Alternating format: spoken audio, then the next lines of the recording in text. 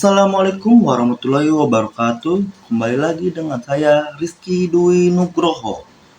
Pada video Learning Journal minggu ke-9 bertepatan setelah UTS, saya akan membahas tentang sejarah ilmu kedokteran dari zaman prasejarah sampai dengan zaman sekarang. Banyak sekali sejarah ilmu kedokteran tidak tertulis dan tidak mudah ditafsirkan. Dan meskipun banyak hal dapat dipelajari dari studi gambar, sisa-sisa tulang, dan alat bedah manusia purba, sulit untuk merekonstruksi sikap mental mereka terhadap masalah penyakit dan kematian.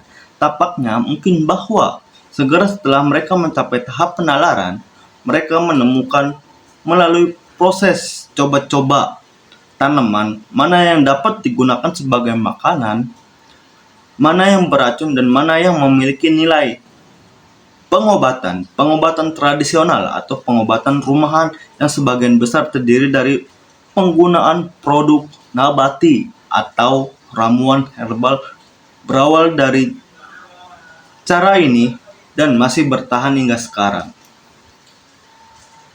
Namun, itu bukanlah keseluruhan cerita.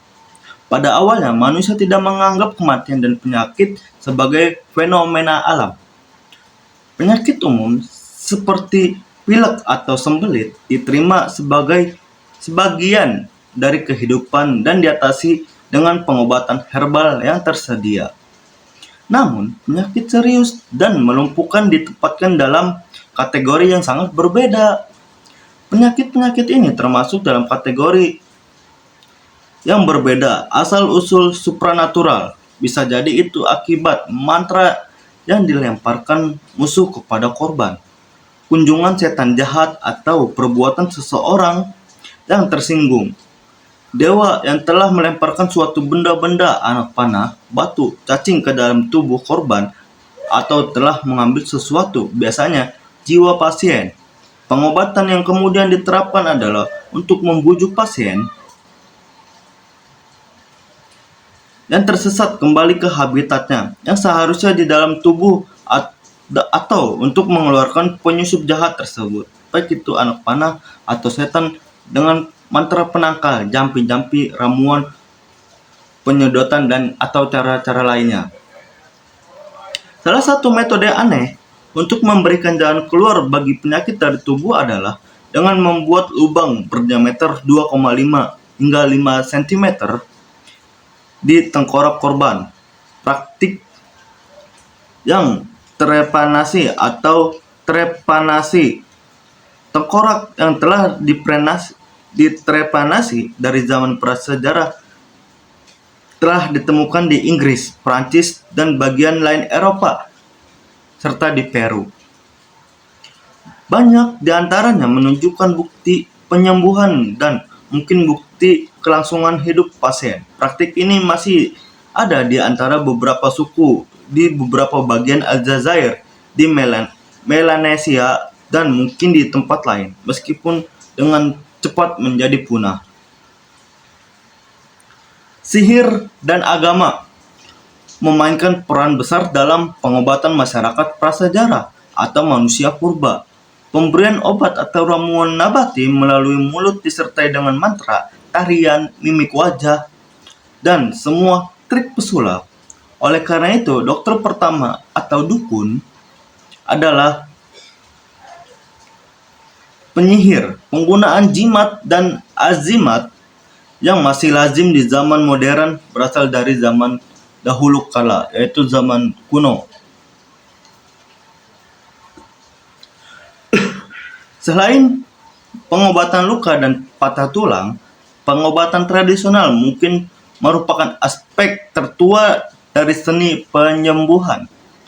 Karena para tabib primitif menunjukkan kebijaksanaan mereka dengan mengobati seluruh pribadi, jiwa maupun raga. Pengobatan dan obat-obatan yang tidak menghasilkan efek fisik pada tubuh tetap membuat pasien merasa lebih baik ketika penyembuh maupun pasien percaya pada khasiatnya. Efek placebo ini berlaku dalam pengobatan klinis modern. di negara Timur Tengah ataupun lebih tepatnya di Mesir membentukkan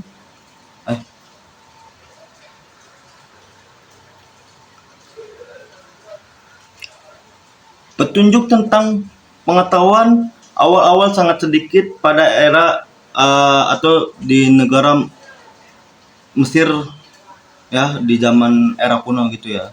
Ilmu-ilmu kedokteran tuh dikatakan minum juga enggak juga gitu ya. Sangat sedikit, hanya terdiri dari tablet tanah liat yang memuat tanda-tanda aksara paku dan segel yang digunakan oleh tabib di zaman kuno Mesopotamia. Di Museum Louvre di Prancis terdapat sebuah pilar batu yang di atasnya terdapat tertulis hukum Hammurabi yang merupakan seorang raja Babilonia pada abad ke-18 sebelum Masehi. Kode ini mencakup hukum yang berkaitan dengan praktik kedokteran, dan hukum untuk pelanggarannya sangat berat. Misalnya, jika dokter saat membuka abses membunuh pasien, tangannya akan dipotong. Namun jika pasiennya adalah seorang budak, dokter hanya wajib menyediakan budak lain. Wow, di luar nalar. Sejarah Yunani, Herodotus mengatakan bahwa setiap orang Babilonia adalah seorang dokter amatir karena sudah menjadi kebiasaan untuk membaringkan orang sakit di jalan agar siapapun yang lewat dapat memberikan nasihat, ramalan, dan dilakukan dengan memeriksa hati hewan kurban. Banyak dipraktikkan untuk meramalkan jalannya suatu penyakit. Hanya sedikit yang diketahui tentang pengobatan Babilonia, dan nama seorang tabib pun tidak tercatat hingga kini. Cukup sekian video kali ini. Wassalamualaikum warahmatullahi wabarakatuh.